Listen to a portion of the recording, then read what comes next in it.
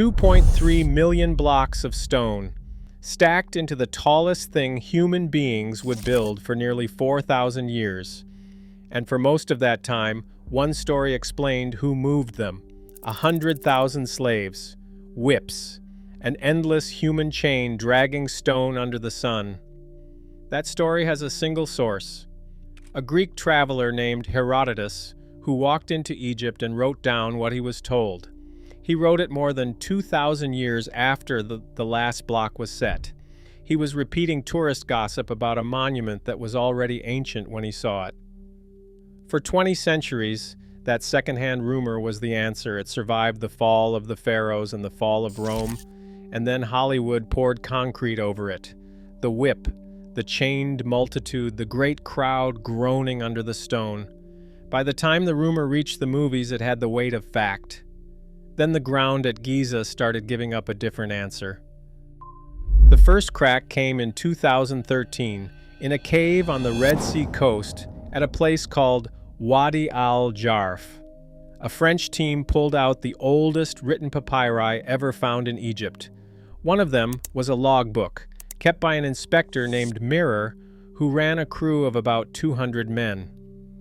Mirror wrote down their work day by day, and his records read like a modern spreadsheet. What was needed, what was delivered, what was still owed. The logbook dates to the 26th year of Khufu's reign, near the very end of his life.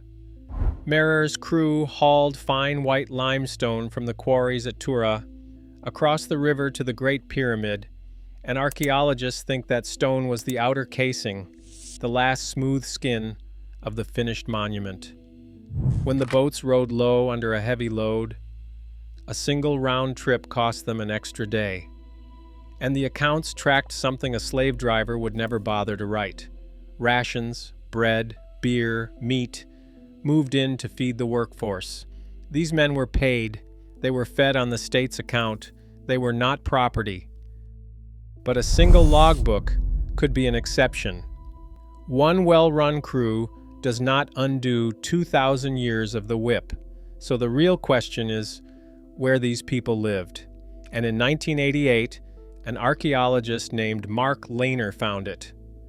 South of the Sphinx, buried under the sand, sat an entire town. Nearly 40 acres of it. Not a prison camp, a planned city, built to house and feed the people raising the pyramids. The Egyptians called the place the Wall of the Crow, after the massive stone gate that still guards its edge. It had barracks. It had bakeries turning out bread by the thousands of loaves. It had breweries, butcher shops, copper workshops, grain stores. It even had what looks like a hospital. Feeding people on that scale, on that diet, is not how you treat the disposable. Researchers counted 175,000 animal bone fragments in the refuse. Cattle, sheep, goat, driven in from estates across Egypt. One estimate puts it at 4,000 pounds of meat a day. Dozens of bakeries have been mapped across the site, and the traces of malting point to beer brewed on an industrial scale. You do not butcher herds of cattle to feed men you plan to work to death. A town proves they were organized. It still does not prove their status. So look at the last place a person ends up. Look at the graves. In 1990, a tourist riding across the plateau was thrown when her horse tripped on a low wall. That wall was the edge of a cemetery. Under the direction of Zahi Hawass, it opened into roughly 600 tombs, modest tombs, nothing like a king's. But their location is the whole point. They sit in the shadow of the pyramids these workers built.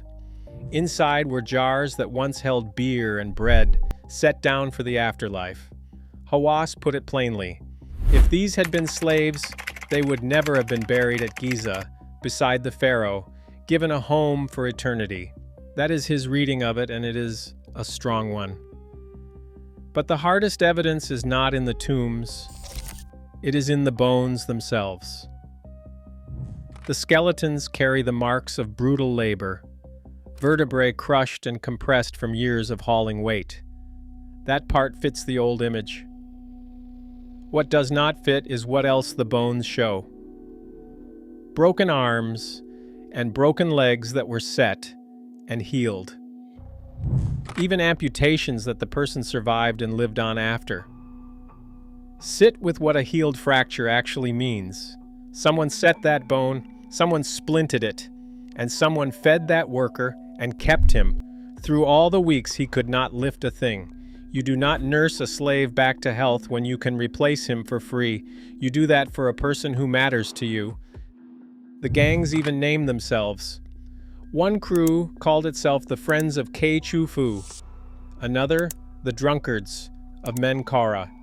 Those gangs were split into smaller teams the Egyptians called files, groups of 10 to 20 men, and those units carried names too, words like perfection and endurance and life. Rival crews competed with each other, and they scratched their gang names onto the very blocks they set, signatures that still survive on stone buried deep inside the monuments. Some of these workers were permanent skilled crews who spent their whole lives on the plateau. Others rotated in for a single season and then went home to their fields. Neither group were the names of people in chains. That is pride. So, if not 100,000 slaves, then how did they actually move 2.3 million stones? The answer is less dramatic than the whip and far more impressive. It was logistics. A 2.5-ton block dragged straight across sand needs dozens of men and barely moves. Put it on a sled and wet the sand in front of the runners, and the friction drops by roughly half. Suddenly, a fraction of the crew can pull it. For the long hauls, they let the river do the work. During the flood season, when the Nile rose, Merer's boats floated stone almost to the base of the pyramid. The granite came the hardest way of all, quarried at Aswan, and carried nearly 900 kilometers downriver. In fact, the whole country was pulled into this single project. Granite came up from Aswan in the deep south, fine limestone across the river from Tura, and food down from the Green Delta in the north. One building bent an entire nation's supply lines toward it, and the pace tells you everything. To finish inside Khufu's 20-year reign, a block had to be set roughly every few minutes without stopping, for 2 decades. That is not the rhythm of a whip, that is the rhythm of a supply chain. The workforce was not one giant mob either. It was rotating gangs, a few thousand at a time, organized in shifts. Many were farmers, called up for state work in the season when the fields were flooded and there was nothing to plant anyway. This was the machinery of a state that could organize labor at a scale nobody else on earth could touch. Not cruelty. Administration. Now, honesty, because this audience checks. Saying they were not slaves does not mean the work was a choice in the way we would mean it. This was obligation, a duty owed to the state, and we still do not know exactly how much say a farmer had in it, or exactly how many worked at once. Leaner and Hawass have argued that for many Egyptians, helping build the pharaoh's eternal home may even have been a point of pride, the way whole populations have thrown themselves into national projects since. But that is an argument, not a certainty. And the case from the graves, powerful as it is still an inference about what a burial meant, not a signed confession. The point was never that building the pyramid was a good job. The point is that the image of the whip and the slave came from a Greek tourist repeating a rumor, and the dirt at Giza buried it. If you want the real story of how the ancient world did the impossible, told straight and checked against the evidence, subscribe to Comeback Atlas. This is what we do here. The next time you see that pyramid, remember what is actually under it. Not 100,000 slaves, a city of bakers and brewers and surgeons, men with names and crews and healed bones, people who were fed and paid and buried in honor within sight of the thing they raised. The monument was never the real marvel. The organization that built it was. Subscribe to Comeback Atlas, and we will keep bringing the dead history back.